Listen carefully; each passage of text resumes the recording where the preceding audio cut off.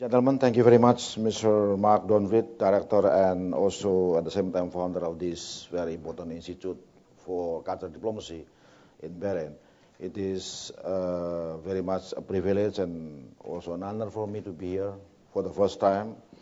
And on behalf of the Indonesian Embassy in Bahrain, I would like to thank you very much for this opportunity given to me. And this gathering is really very important, not only for us, but I think for everybody here sitting around the table. Because through this gathering, I think we could then share our views, informations, and I would certainly brief you in a very short time development in Indonesia, a country which is located in Southeast Asia, one of the largest country, I think, in Southeast Asia. Not only in Asia, but Indonesia is now at the same time also chairing the ASEAN Association of Southeast Asian Nations. So, but I have already prepared a very short statement, approximately 7 to 10 minutes. Then I would also be happy to have more contributions, comments, and maybe inputs from all of you who are here at this very gathering. But first of all, let me also share with the sorrow and hardship that is now being experienced by our friends, brothers, sisters in Japan, that has just been struck by the earthquake of magnitude 8.9, if I'm not mistaken, hit the northeastern part of the country. And now in Indonesia it's a bit confusing, the situations, and we are now preparing also for the worst scenario because the wave of tsunami is now going through to the Indonesian islands, mostly in Sulawesi, in the eastern part of Indonesia, and then I have just been contacted by my colleague there in North Sulawesi, and they are now being warned by the governments to stay away from this very wave coming from Japan. Ladies and gentlemen, may I now then go into the subject of this presentation, which is the topic that has already been said by the organizer. As you may be aware that Indonesia has now entered into the second decade of its wide-ranging democratic reform efforts. As we embark upon the path of these reforms at the end of the last century, when the dust of one of the deepest crises the nation has experienced hardly had settled, many observers did not conceal their skepticism as to how sincere we were and how far we would go. We Indonesians ourselves were wary of the outcome, wondering where the new path will lead us to. During the first decade, a solid foundation supporting the structure accommodating the tenets of democracy, forming a modern democratic state, human rights, transparency, good governance, freedom of the press, and freedom of religions, to name just a few, was laid.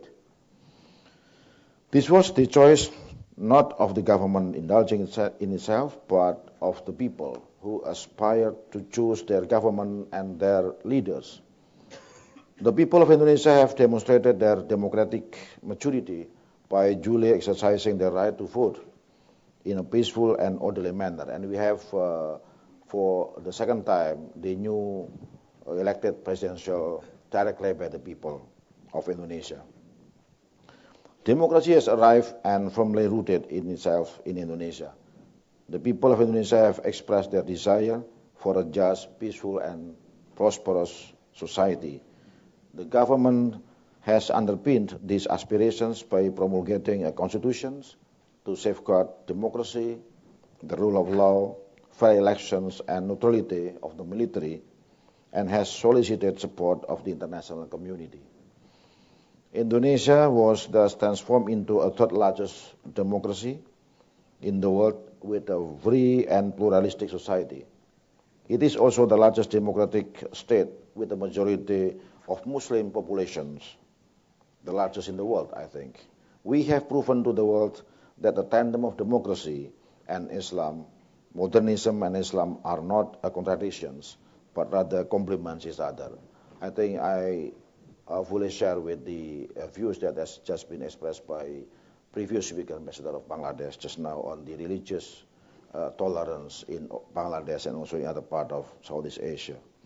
Moreover, Indonesia wishes also to be a bridge between the Islamic world and the West through its engagement in regional and international forums, such as the Association of Southeast Asian Nations, ASEAN, Asia-Pacific Economic Cooperation, APEC, and the Organization of Islamic Conference, OIC, and the G20.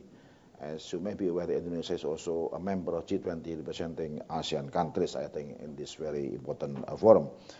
In this way, the interfaith dialogues initiated last year by Indonesia with its partner countries, as well as a number of regional conferences organized by Indonesia in recent years, such as the Bali Democracy Forum, testify the depth of its commitment to firmly root democracy in the fabrics of societies around the globe and to create the solid foundations for constructive relations between the Islamic world and the West. The chairmanship of ASEAN, which Indonesia assumed this year, constitutes an excellent opportunity to further this objective. The acceptance and practice of democracy by all member countries is at the core of the endeavors of the 10 ASEAN member countries to establish the ASEAN community by 2015. Indonesia strives to attain the endeavors of ASEAN to create regional coherence in a broader sense beyond the borders of the 10 ASEAN member countries, encompassing the entire Asia-Pacific region. In this vein, the East Asia Summit in October this year will, for the first time, include Russia and the United States of America. Ladies and gentlemen, please let me refocus my attention now to the central topic of our today's gathering, namely the economy. The ongoing democratic reform efforts had profound effects in the restructuring of every aspect of public life in my country, Indonesia. Besides political, security, and social sectors of the country, the economy had also much to gain from these measures.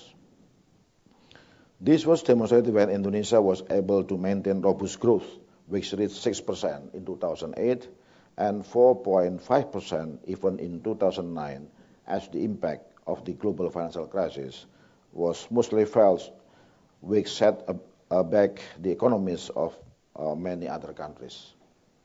During the last quarter of 2010, the gross domestic product, GDP, increased 6.9% compared to the same period a year earlier. And in 2010, the GDP increased 6.1% compared to 5.45% in 2009. One of the major contributors to this positive growth of GDP was trade. The export of manufactured goods during the period of January and October 2010 reached a volume of total $1.2 billion, which exceeds to the pre-crisis level of 2008. This upward trend is expected to continue in the coming years. A triple-track economy policy strategy, namely pro-growth, pro-job, and pro-poor, supplemented by the fourth pillar, the environment, rendered the projected average rate of 6.6% and to create approximately 10.7 million jobs by 2014 viable. Ladies and gentlemen, the positive economic development generated by the political reform has led to progressive and conducive changes in the investment sector. These changes include the establishment of one-door integrated services to speed up and simplify the application procedures. An electronic platform to facilitate applications for licensed and non-licensed services online was also inaugurated. The government will also provide fiscal as well as non-fiscal incentives to attract large-scale investment projects in many fields. And the total realized investment in Indonesia of 2010 rose by 54% to approximately $22.95 billion after a 12% drop in 2009. Foreign investment contributed 71% of the total investments, an increase of 52% compared to 2009. And among the many sectors open to foreign direct investment, tourism represents one of the essential pillars of our economic developments in the country. with a view to top the number of tourists, which reached approximately 7.1 million in 2010, which generated a revenue of 7.6 billion US dollars.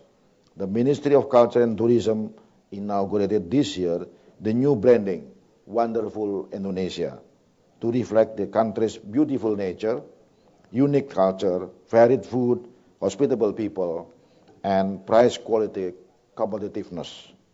The main focus of the campaign is centered on eco, culture, and meeting, incentive, convention, and exhibition, or we call it MICE.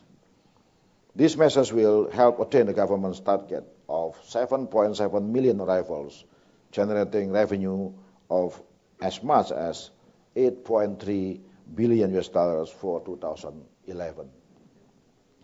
Some of the challenges Indonesia's tourism has to face include the development of infrastructure to support tourism across the sprawling archipelago, incursions of the industry into local traditions, and the impact of tourism development on the life of local people. The government is aware that a balance must be kept between the necessity of development and the conservation of tradition, nature, and environment. It perceives tourism as one of the avenues of its pro-job, pro-growth, and pro-poor, at the same time also for the pro-environmental approach of the economic development of the country. Through its participation in the International Tourism Bourse, the ITB Berlin, the government of Indonesia has always appealed to the world that this balance is very much fundamental tenet of tourism of Indonesia and an essential element of the efforts of the government for the sustainable development. This year, Indonesia is once again represented at the ITB with a delegation led by Director General for Marketing of the Ministry of Culture and Tourism. In conclusion, ladies and gentlemen, I would like to once again thank you, Mr. Mark Donville of the Institute for Cultural Diplomacy, for this opportunity given to me at these very rare occasions. And I attach a very great importance to our gathering this afternoon. I thank you very much.